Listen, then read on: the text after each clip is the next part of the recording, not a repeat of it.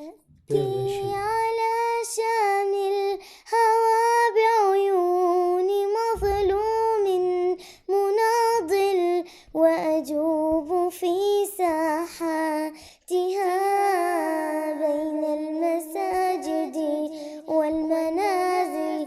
وقفوا دروعا حرة دون المدافع والقنابل، نامت عيون صغارهم واستيقظت نار المعاون.